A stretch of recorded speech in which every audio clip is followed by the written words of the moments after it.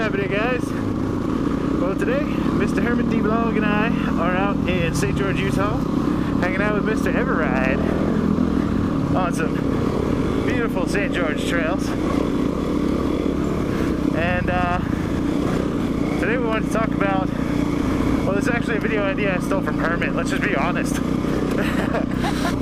know, I'm proud of you. Alright, yeah, good, thanks. We are going to talk about the wussification of the American male. Yeah, if I do start a charity, it's going to be Save the Males. Save the men? Save the Males. It's been going on, oh geez, what would you say, the last 10 years has been really bad? What do you guys think? I think it's been pretty bad ever since World War II. It's been getting steadily worse? Yeah, definitely. I think we peaked, I think as a society, the American male, like we peaked in World War II and we've been going downhill ever since. Right. Yeah. Yeah, I mean, I know that the generation before mine was pretty bad. My generation was pretty bad.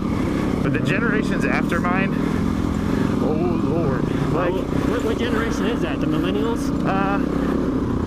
Well, let's say I graduated high school in 2000. So, I'm gonna say, you know, 2002 on have been really bad. And this kind of rambling. So why don't you pick it up, Irvin?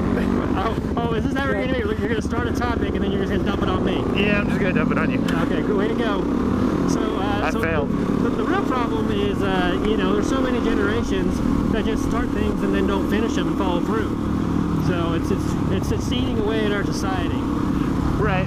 And I mean, it also comes down to, like, you know, the way women treat men, the way men treat women is a lot different now. Can I pitch in with something before my Santa goes out again? Sure. It all comes down to those dang soap commercials.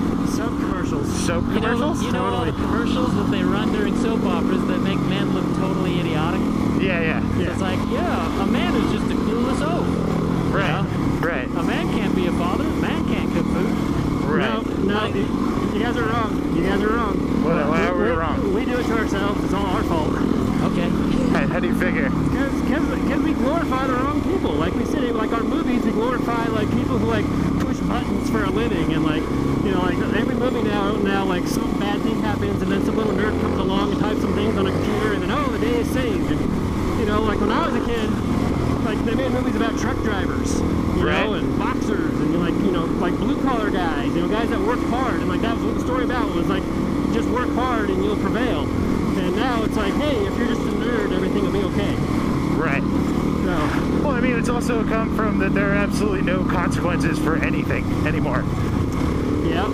Nobody has to deal with consequences. There's a big hole in the ground here. Whoa. That's not the Grand Canyon, right? That's the mediocre canyon. That's the Trail Canyon. It's a minuscule canyon. But yeah, nobody's responsible for their actions anymore. You can pretty much do whatever you want. And everybody's like, oh, it's just because he has ADD or, you know, whatever. They'll make up an excuse. Well, you know, because of the generations before us, like, actually, you know, like, crawling in the mud and, you know, fighting and working their butts off and dealing with a lot of adversity. Right, they actually had to work for what they wanted. So we have things easy, you know, and we keep getting things easier and easier and easier. Yeah. And, you know, I think sooner or later that comes back at you. Sooner or later you kind of, you know, you don't know how to get things for yourself. You don't know how to be independent. Right. And, you know, it comes back at you. Like take working on cars, man. I miss the days when everybody could just work on their own car. Right. Like, you didn't, like, have a little problem. Like, if your alternator went out, you just got a new alternator, you put it on, and you're good to go. And, like, nowadays, your alternator goes out, you take it to a shop, and some guy, you know, does a diagnosis and tells you, oh, yep, your transmission's bad, you're going to have to replace that. Right. You know, and then they go and they, you know, charge you thousands of dollars for a bunch of crap you don't need because you're too stupid to diagnose your own car and replace your own part.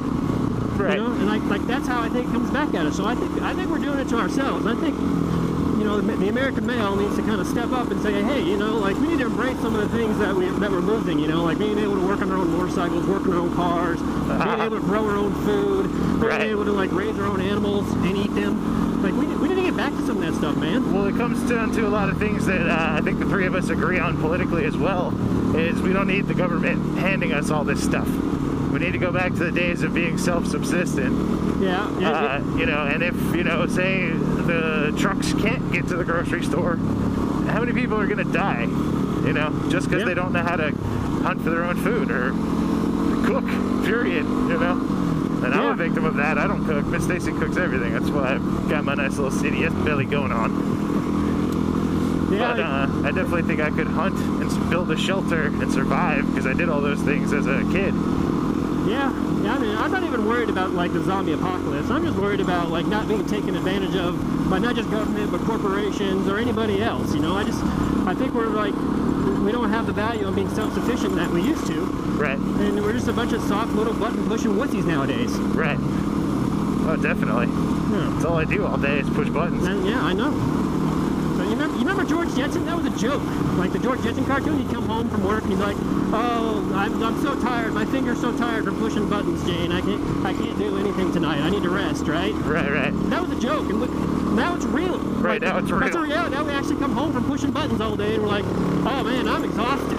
Like, are you kidding me? You know, we probably all have grandfathers that actually like worked on a line or, you know, work in the field or did something that was like real work all day long. Yeah, steel like, mill. Way more work than what we ever do. Right. And, you know, that guy came home and then probably still had to do more work. Well, you know, I do think the reason that I say it keeps getting worse per generation is because before I got into my career, I did manual labor. I've done several manual labor jobs, so I have worked hard, you know, in order to get my first apartment, in order to, you know, maintain my first girlfriend.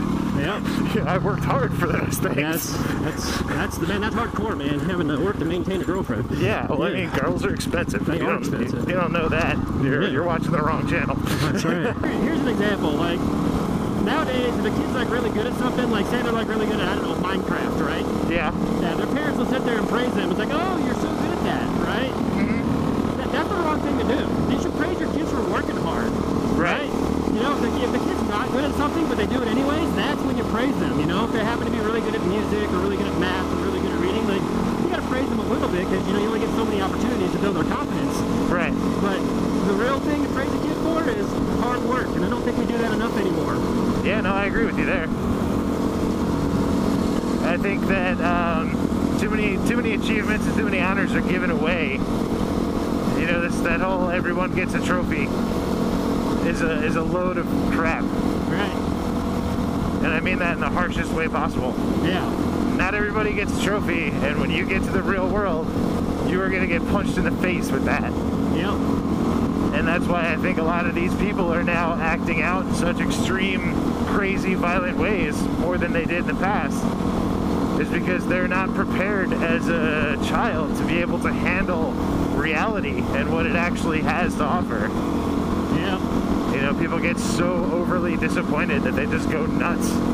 Yeah. You know, because they don't get a trophy every day. Yeah. They actually have to work to pay to go to Qdoba.